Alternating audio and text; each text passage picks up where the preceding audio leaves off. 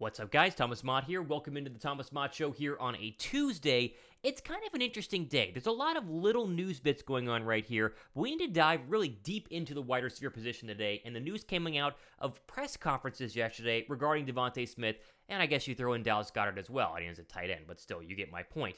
We love A.J. Brown. That's not the point of today's video, though. We thought A.J. Brown was fantastic. So did you. 155 yards in his opening game. That's great. But what about the other wide receiver? What about DeVonta Smith? Why did DeVonta Smith have 0 catches in week 1? This is not something that we just gloss right over. It's a very, very big deal, and offensive coordinator Shane Steichen spoke about it, so we're going to start with, of course, that and then get into some other things, including ESPN's power rankings for week 2, where's Philadelphia, and an update on Dak Prescott's injury situation. First, though, why am I not wearing my DeVonta Smith jersey right now? We're talking about DeVonta Smith. Hang on, quickly, let me change. Okay, that's much better. There we go. Now I'm rocking the DeVonta Smith jersey. That seemed more fitting wearing this because I actually have a DeVonta Smith jersey. See, it actually says Smith on the back when talking about DeVonta Smith. Okay, so no catches. It's not the end of the world because it is week 1, but it is important because this offense is a 2 wide receiver or 2-star wide receiver system and not just A.J. Brown. There's a very interesting article up here on NJ.com really citing about how they need to start getting DeVonta Smith and Dallas Goedert involved in the offense, especially against the Vikings, who are going to score a lot of points, or could score a lot of points, and Philadelphia's offense needs to go ahead and catch up. So here's this article, which focuses in really on what Shane Steichen had to say about finding ways to get Smith the football. Listen to this, quote, DeVonta Smith is a premier player in this league. Did I think in a million years he wouldn't have a catch? Absolutely not. I did not think it was going to go that way. That's my job. I have to get him the ball. The NJ.com article says Smith was not the only receiver that was not targeted a lot. Brown received 13 of 29 targets, only 3 fewer targets less than the combination of 6 other Eagle receivers, including Smith, wide receiver Quez Watkins, who had nothing on Sunday, and tight end Dallas Goedert. Steichen says they too fall into the same situation as Smith, but added that trying to feed them the ball could be a good problem. Quote, I think that's a great dilemma because we have a great offensive line, and we run it well, and we have the ability to throw it too. We have to get all those guys touches, and that's our job to get that done. He would go on to say, I'm definitely thinking about that, but I'm also thinking about the flow of the game. That's the biggest thing. There are certain things where I want to get called, and I'm like, hey, that might not be the right time for this. That's the balancing act, end quote. So Steichen at least recognizes the fact that our guy DeVonta Smith was not getting enough looks on Sunday against the Detroit Lions. Now, let's be very, very honest and very, very real about this. Does it matter who's getting touches as long as you win a football game? No. Like, in the end, Philadelphia scored 38 points and won. And so that is really all you got to talk about today. On a Tuesday, they won. It's great. Move on. However, we think Philadelphia can be a playoff team, right? We think Philadelphia can win the NFC East. Some of us think Philadelphia can be a Super Bowl team this year. And in order to do that, quotes like this from Steichen are very, very important because he now understands, and the rest of us understand in Philadelphia land, this has got to be a 2-horse system, right? You got to have Jalen Hurts running. You got to have the running game running, a.k.a. the running backs running. You got to have A.J. Brown working. You got to have DeVonta Smith working and Dallas Goedert working. In order to be a feared offense in the National Football League, all of those pieces must come together because eventually the good football teams are going to realize if this continues, hey, we just got to stop the run. Easier said than done, but that's what they'll think. And hey, let's just double A.J. Brown because they're just going to keep trying to force the ball to A.J. Brown and no one else is going to go ahead and get the football. So Steichen really needs to make sure on Monday night and going forward, DeVonta Smith is involved. I'm not saying take targets away from A.J. Brown, but you got to make sure that Hurts in the offense has a good mixture in order to get the rest of the guys involved because that's going to make the Philadelphia Eagles so scary. If they have to worry about DeVonta Smith and A.J. Brown and Dallas Goedert and Miles Sanders and Jalen Hurts' running ability, you're not going to be able to stop this team. It'll be 38 points every single week because as we've talked about here on the Thomas Mott Show for the past couple of weeks, this offense is so darn talented. There is no defense that should be able to slow it and allow them to score less than 17 to 24 points a game. They should be really, really good this year, and I think focusing on finding Hurts and, of course, for Hurts, finding DeVonta Smith, and finding Dallas Goedert is going to be crucial for Philadelphia's success going forward. Were you guys worried at all? I mean, it was surprising. I don't know if worrying is like the correct term there, but it was a little bit like, this guy needs to eat. Number 6 has got to get some touches because he was really good last year. I don't want a regression year. I want Brown and Smith to be able to coexist together, and I think that Steichen understands that. And it was nice to see that quote. Here's the hope going into Monday that they go ahead and feed both of their star receivers and Dallas Goedert, the long-forgotten tight end, the football as well. Okay, moving over to another article here on Yahoo Sports, which I thought was a little interesting. There's a lot of Jonathan Gannon Gannon talk this week, and we mentioned Jonathan Gannon in our video after the game on Sunday on that edition of the Thomas Mott Show. We talked about how Gannon has got to be a little bit better and the defense has got to be a little bit better, but we kind of gave him the benefit of the doubt because it's week 1 and, the Lions are pretty good, and so there's only so much you can take away from, 35 points to the Detroit Lions. But I thought this article was interesting. It's NBC Sports, but then it's on a Yahoo Sports page, so I don't know who actually wrote this. Reuben Frank. There you go, Reuben Frank. He says 8 things Jonathan Gannon's Eagles defense has to fix. Let's take a look at what they are, right? First, he says preparation. I don't understand how you spend an entire summer preparing for the regular season, studying film, practicing, meeting with your coaches, lifting, learning the playbook, focusing on fundamentals, and then 33 seconds into the season, give a 50-yard run.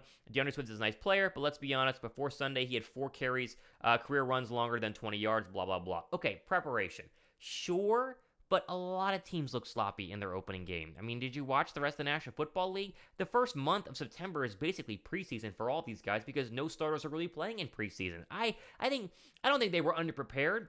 I just think that they were a little bit rusty because that's what happens when you don't play for 8 months. And so I'm not too worried about preparation, but that's the first of the 8 things that must be fixed. Next is tackling. I do think tackling needs to go ahead and get better. Apparently, Pro Football Focus says the Eagles had 15 missed tackles, which is a little bit ridiculous. They did get better kind of in the middle of the football game whenever they had like 4 straight 3-and-outs, but sure, I guess tackling could be a thing there. Pressuring is real, though. Here's your first good one from Reuben Frank. Pressuring is correct. Josh Sweat had a couple, but the Eagles only had 1 sack, and like he says, it's from Jared Goff's fumbled snap from center Frank Ragnow. They have got to be a team that gets to the quarterback. I really thought that this pass rush was going to get 3 or 4 sacks of Jared Goff, and they had 1, and really it wasn't even 1. Like he said, it's a fumble, and so the play was delayed a little bit. This has got to be an improvement. I don't know if you need to bring more pressure. I don't know if you need to kind of mix your blitzes around, send some more stunts. Not sure, but that front 4 has got to get home, and he's right about that in terms of this article. Conditioning, whatever. Takeaways, they had 1. I don't know why takeaways is a massive issue. They had a pick 6, right? I mean, 1 interception a game, 1 takeaway a game, as long as you don't give it up offensively, which they didn't, you're going to be just fine. And so takeaways not a big deal. Rotations is interesting. I get the idea that Jordan Davis needs to play more snaps. He only played in 22. He's a rookie, though, right? You can't just give a rookie a billion snaps on a really good defensive line. He's got to earn that. So he played well. He'll earn some more on Monday, and they'll keep working his way up and giving, Milton Williams a couple less, Marlon a couple less, and it'll be just fine.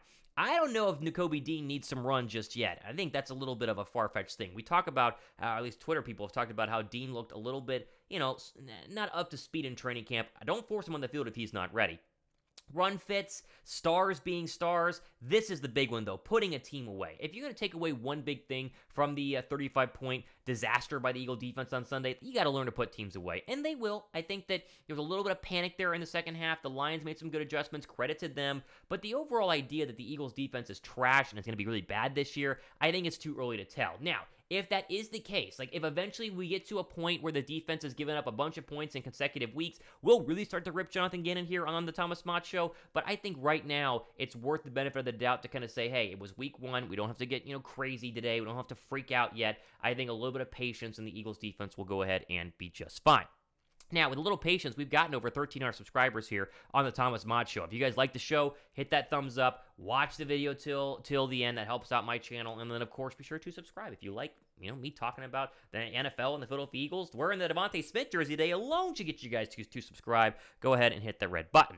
Okay, quickly here before we get to our national story of the day, I like looking at power rankings. Do you guys power rankings guy? I love when other websites rank the NFL teams. I think it's kind of fun just to see where Philadelphia is. We'll go brief here, but ESPN has their Week 2 power rankings. Scrolling down here, Bills 1, Chiefs 2, Bucks, Chargers, whatever, this is fine. Rams 5, Ravens 6, Bengals at 7.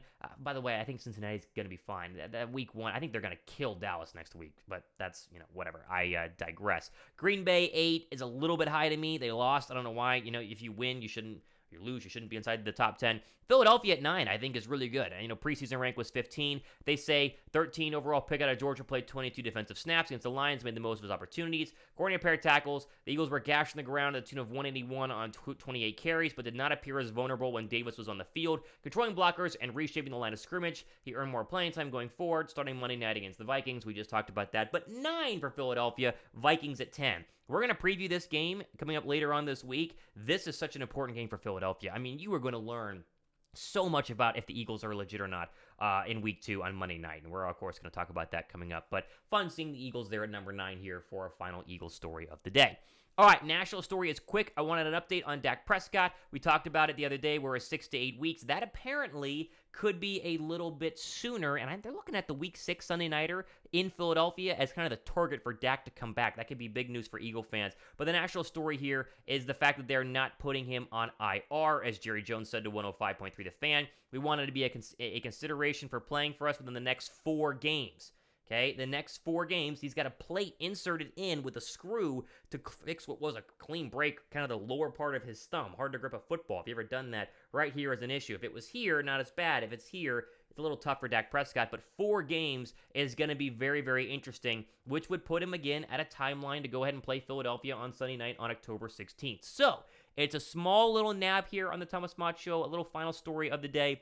But it is worth knowing if he went on IR, he was going to be gone for a lot longer. Not going IR means he has a chance to return a little bit quicker and, I don't know, save the Cowboys season? Unlikely. But at least play in Philadelphia on the 16th, which could be a really fun Sunday nighter and a chance for the Eagles to welcome back Dak Prescott with open arms and beat the brakes off the Cowboys, which is something they haven't done in quite a couple of seasons. All right, there you go. That's this edition of the Thomas Mott Show. Again, I appreciate you guys. If you guys like the show, give the video a thumbs up. You guys can follow me on Twitter. Just subscribe. I mean, it's free. Just go down below and hit the red subscribe button, and then you can be a part and follow this show every single day. Right now, I'm really enjoying this, and I'm doing shows every single day. So if you like daily, Thomas Mott shows, then hit the thumbs up and stay tuned for what we talk about in tomorrow's video. Have a great Wednesday. We'll see you guys tomorrow. This has been Thomas Mott. We're out.